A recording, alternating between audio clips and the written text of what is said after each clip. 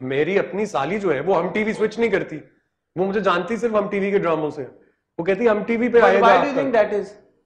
I don't know, I think कि जो घर की औरत है जब वो सुबह मॉर्निंग, अब तो मॉर्निंग शोज भी खत्म हो गए, बट सुबह मॉर्निंग शो से शुरू होती थी तो वो स्विच नहीं करती थी, क्योंकि मॉर्निंग शोज के बाद रिपीट पे रात 8 बजे वाला ड्रामा चलता था, फिर 7 बजे वाला सोप चलता था, फिर 9 बजे वाला सोप चलता था। सो वो जो जिसमें हुक्ड होती थी वो वहां से जाती नहीं। डोंट यू थिंक ये YouTube की जो है ऊपर कंटेंट हमारा इतना पड़ा हुआ है, उसने बहुत आसानी कर दिया, हर किसी के पास हर किसी चैनल की एक्सेस है। सर अब की है ना, ये पिछले तीन सालों में आई थिंक हुआ है कि YouTube और Netflix एंड Amazon ये सारे आ गए, तो अब लोग डिजिटल के ऊपर शिफ्ट हो गए। अदरवाइज तो लोग कहते थे कि यार शादी पे अभी नहीं जाना, 8 बजे वाला ड्रामा देखना पहले। सो वो औरत के हाथ में फोन और उसकी टेक्नोलॉजी को समझने का वक्त तब नहीं था। अब वो जो बच्चे बड़े हुए तो उन्होंने सिखा दिया कि अम्मी इधर भी आप देख सकती हैं। सो यू नो वो एक वक्त के साथ साथ एवोल्यूशन हमारी इसमें फैमिली ऑडियंस में भी आ गई है। बट जो आप सवाल कर रहे थे उसका जवाब ये है कि अब मैंने अपना घर भी तो चलाना है, so there lots of place. नहीं, फिर तो ये बात आ गई, घर तो फिर आप एज अ कॉर्पोरेट लॉयर भी चला सकते थे। लेकिन मेरा जब आपने पैशन एक्टिंग, वही ना, जब आपने पैशन चूज किया है तो फिर यहाँ पे फिर एक एडेड रिस्पॉन्सिबिलिटी भी आ गई। And this is something that we often talk about in our reviews as well as with actors, कि यार फिर एक चीज हो सकती है कि या तो फिर आप क्राफ्ट के पीछे जा सकते हैं, या फिर आप कहते हैं मैंने घर चलाना है, मैंने अब गाड़ी नहीं लेनी है, तो फिर मैं कोई भी ड्रामा कर लूं। मैं एक ड्रामा गाड़ी के लिए करता हूँ, एक ड्रामा क्राफ्ट के लिए करता हूँ, एक ड्रामा घर के लिए करता हूँ, एक ड्रामा फिर क्राफ्ट के लिए करता हूँ। यही बात है ना, ये मजबूरी है ना आपके एक्टर की, क्या करे, मेरा प्रोफेशन है ना ये। देखिए अगर मैं वकील होता फर्ज करें तो सारे केसेस सच्चे तो नहीं लेता, झूठे भी लेता। क्यों? क्या मैं सच्चा इंसान नहीं? हम सोचते तो हैं कि हम सच्चे हैं, लेकिन अगर मैं एक वकील होता तो ये एक सच्चा केस पकड़ता कि ये मैं सच के लिए और हक के लिए कर रहा हूं, लेकिन ये पैसों के लिए केस कर लेता हूं, कोई बात नहीं यार, कुछ कर लूंगा मैनेज। तो ये हमारे मुल्क का अलमिया है, ये हमारे मुल्क के अंदर खास तौर पे अलमिया है कि हमारे यहाँ पर आप अगर किसी भी चीज के प्रोफेशनल हैं तो उसमें गंदा सच्चा मोरालिटी पे फिर ये कॉन्वर्सेशन चली जाएगी और हमारे व्यूअर्स भी वो फिर एक वो कट्टा खुल जाएगा जिस तरह जो कहते हैं। But I mean one would hope के स्पेशली ड्रामों की जहां तक बात है, because and I understand your point of view as well, लेकिन मुझे ऐसा लगता है कि अगर 45 ड्रामे हैं, 45 में से अगर 80% भी क्राफ्ट के लिए हो तो बंदा कहता है यार चलो ठीक है, 20% पैसों के लिए। तो आपके हिसाब से ये जो रेशियो है आपके ड्रामों का, कितने आपने अभी तक क्राफ्ट के लिए किए हैं एंड यू थिंक यार दे बीन वेरी इंपैक्टफुल, और this is the kind of legacy that you want to leave behind after like 20-30 years for your kids and for your grandchildren, जैसे आपके वालिद साहब, आपके दादा ने आपके लिए लेगेसी छोड़ी है? और कितनी कोई ऐसी है जो आपको लगता है यार कि ये तो मैंने बस गाड़ी लेनी थी, घर का करना था, शिफ्ट होना था, भाभी को वेकेशन पे लेके जाना था, इसलिए किए? कम किए हैं इसलिए, क्योंकि ये मैंने तब किए, पहले तो मेरे पास काम ही नहीं था, लेकिन जब काम आना शुरू हुआ तो मैंने तब ऐसे प्लेस किए जब पैसे ज्यादा थे, जब मिल रहे थे पैसे, तो इन चीजों के लिए कम किया, यानी मटेरियलिस्टिक चीजों के लिए कम ऐसा काम किया, और उसमें बड़ी कोशिश की कि अच्छा चलो इसमें कुछ डिफरेंट कर लें। एट टाइम्स क्या होता है कि आप कुछ डिफरेंट करना चाह रहे होते हैं बट डायरेक्टर आपको अलाउ नहीं करता, वो एक लाइन पे होता है, वो कहता है बस मैं इस लाइन पे हूं, मुझे इसमें इसको चेंज नहीं करने थे।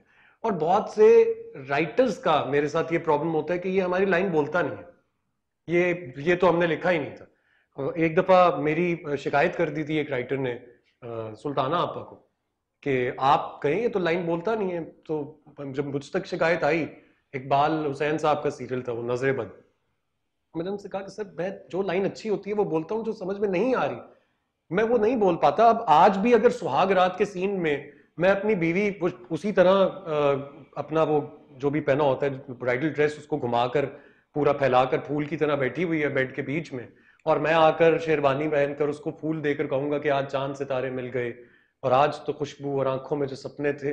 If I don't belong to that class in the serial, why would I say such things? I can't, I should not, even if I am catering a certain audience, उनको भी तो एजुकेट करना मेरा फर्ज है। That's my responsibility to educate them कि अब इन बातों से आगे आना है, अब शायरी से और ये फ्लावरी गुफ्तगू से आगे बढ़ना है, क्योंकि दुनिया अब नेचुरल कॉन्वर्सेशन की तरफ चली गई है। दुनिया अब एक्टिंग नहीं कर रही, दुनिया में कोई एक्टिंग नहीं कर रहा। Method acting is almost 10% now. 90% of the actors in the world are very natural, and that is how they connect to their audience. That is why they connect to their audience, क्योंकि वो आम बात करते हैं। अगर मैं उर्दू के मुश्किल मुश्किल लफ्ज just for the sake of dialogue delivery बोलूंगा तो आप तो बजा देंगे मेरी कि यार ये क्या बोल रहे हैं, यू नो। और अब वो हर बात में फलसफा डाल दूंगा कि एक, मैं किसी को वो नहीं कर रहा, डिमीन नहीं कर रहा, बट हर बंदा एक सर्टन मेंटालिटी के साथ चल रहा है। अगर एक हवा भरने वाला जो है वो भी एक फलसफे की बात कर देगा, तो जिसने फलसफा बोलना है उसमें और हवा वाले में तो फर्क आपने खुद नहीं छोड़ा। हमारा प्रॉब्लम ये है, हम चाहते हैं हम हर लाइन खूबसूरत होनी चाहिए। तो अगर आप यहाँ पे अब सिर्फ लाल फूल ही रख देंगे तो फिर उसमें से एक लाल फूल निकाल कैसे आइडेंटिफाई करेंगे? तो आपको थोड़ा सा गुड बैड लो हाई को मैनेज करके चीजों को चलना पड़ेगा। एंड आई मेक श्योर कि मैं ऐसा करूं कि अगर हर सीन में नहीं रहूं, हर सीन में चीखें नहीं मारूं, हर सीन में गुस्सा नहीं करूं, क्योंकि जहां गुस्सा करना है, ये मैंने 2-3 अच्छे डायरेक्टर्स से सीखा। और अच्छे डायरेक्टर्स ने मुझे समझाया कि अगर यहां पे उठा के फोन मार दोगे तो आगे क्या करोगे? सर फाड़ोगे? तो नहीं फाड़ सकते। यहाँ पे गुस्से को इधर इतना रखो, यहां से आगे हम ग्रेजुअली इसको बिल्टअप करेंगे ताकि ये वाला गुस्सा तुम्हारा हाईलाइट हो सके। घिसी पिटी में भी बहुत सी जगहों पे अहमद भट्टी साहब ने मुझे बहुत ज्यादा ओवरबोर्ड नहीं जाने दिया, क्योंकि वो यही कहते थे कि अच्छा यहाँ पे चले जाएंगे हम तो फिर पाजी यहाँ क्या करेंगे और फिर वहां क्या करेंगे। तो इसको ग्रेजुअली लेके चलते हैं और अब उसमें जो एवोल्यूशन आएगा, खैर उस पर बात करेंगे जब अभी हम उस मेरे ख्याल में टाइम आ गया कि अब हम घिसी पिटी के बारे में भी बात कर लें। ये जब आया प्रोजेक्ट आपके पास, ठीक है, आप कह रहे हैं कि एक टाइम था आपको लगा कि यार के लीड्स नहीं कर सकता मैं या नहीं हो रहा, तो ठीक है कैरेक्टर्स की तरफ चला जाता हूँ, कैरेक्टर्स को लीड बना दूंगा। ये जब आया तो ये तो एंट्री कोई 15वीं एपिसोड में हो रही है, 16वीं में हो रही है।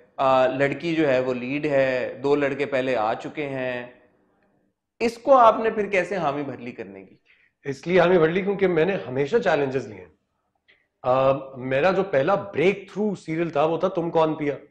तुम कौन पिया में अगर आप पेपर पे लीड देखें और पोस्टर पे लीड देखें तो इमरान अब्बास थे, and he is a super duper star, and Yasir Nawaz उसके डायरेक्टर थे, आयजा मेन लीड थी। बट जब मैंने स्क्रिप्ट पढ़ी तो मुझे अंदाजा हुआ कि मैं तो बहुत कुछ कर सकता हूँ इसमें। शादी मेरी होनी है, रहना मैंने है साथ, वो तो एक अनजान रोमांस है, तो वो होने दो, मुझे उससे क्या फर्क पड़ रहा है? मेरी असल बीवी तो नहीं है तो मैंने कि मैं अपने काम पे फोकस करा कि मैं जेलस क्यों होना है।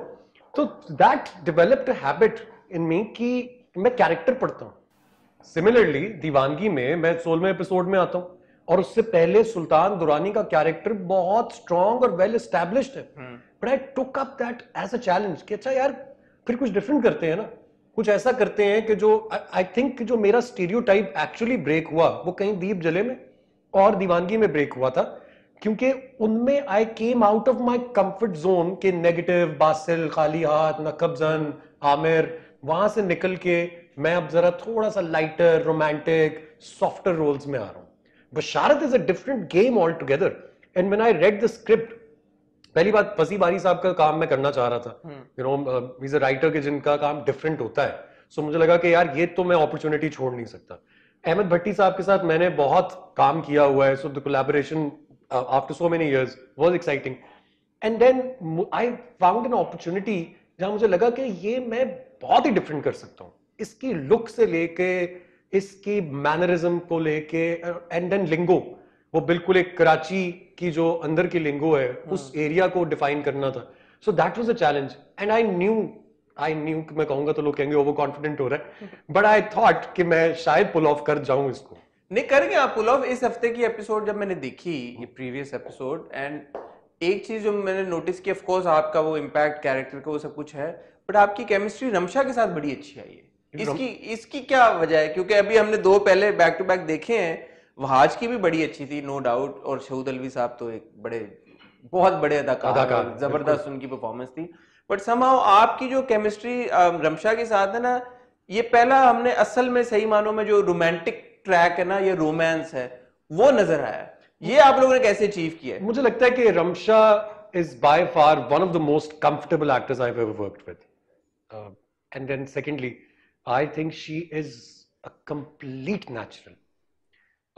बिल्कुल भी वो एक्टिंग नहीं करती, जो बहुत अच्छी बात है। वो अगर अभी जो पिछले एपिसोड में आप बात करें तो उसमें एक सीन है जहां मैं बटवा और वापस करने के लिए आता हूँ। या तो मैं ही बोले जा रहा हूँ और अब्बा जी जो पैसे चेक कर रहे हैं उसे देख रही है। और जब मैं ये सीन देख रहा था तो मेरा दिल करता मैं उसे कॉल करूं, मैं उसे कॉल करके कहूँ कि यार मैं बकवास कर रहा हूँ और तुम एक लुक के साथ मुझे ओवरशैडो कर रही हो, ये गलत बात है, ये ज्यादती है।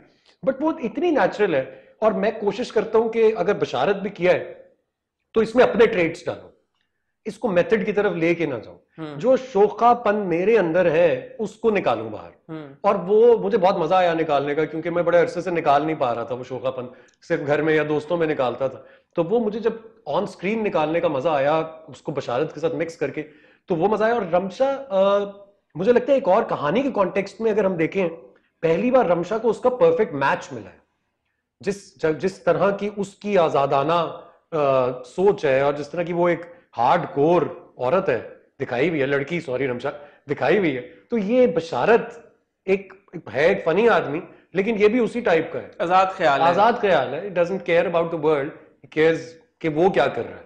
सो वो एक परफेक्ट मैच भी है। एंड प्लस पहले एक दो दिन हम बहुत नर्वस थे एक दूसरे के साथ, because we were working for the first time, but then we talked it out, we like अच्छा यार थोड़ा सा रोमांस भी है तो उसको कैसे करना है, and we decided on the physical boundaries and कितना क्या करना चाहिए. So we were on the same page. Maybe that's why वो या अल्लाह का करम भी है कोई केमिस्ट्री निकल के आ गई. नहीं, लेकिन जो आपने लुक में एफर्ट डाली है, बालों को जो आपने किया है, कपड़ों की आपने की है, शेड्स आपके ऑलमोस्ट हर सीन में कलर उसका भी फर्क हो जाता है जी. तो ये डायरेक्टर की तरफ से था या ये आपकी अपनी इनपुट थी कि यार ये करना है? ये इनिशिएट मैंने की थी भट्टी साहब के साथ, उसके बाद वो उन्होंने एग्री कर लिया था. जो बाल थे वो चेंज करने बहुत जरूरी थे, क्योंकि वो अब मुझे खुद भी लग रहा था कि यार रोज मैं मेकअप चेयर पे बैठता हूँ, वही मेकअप आर्टिस्ट हेयर ड्रायर मार मार मार मार स्प्रे किया और फिक्स खत्म. सो वो एक चीज थी कि भाई चेंज करें तो क्या करें. जो एनके मैंने डिफरेंट कलर्स की पहनी है वो बेसिकली रॉबर्ट डाउनी जूनियर को मैंने ट्रिब्यूट दिया, because again he is like he is one of the greatest actors of Hollywood right now and he is playing my favourite character. So वो मैं उससे बहुत इंस्पायर्ड था. तो एनके मैंने जाहिर है जैनब मार्केट से जाके खरीदी, but it was a dedication to one of my heroes.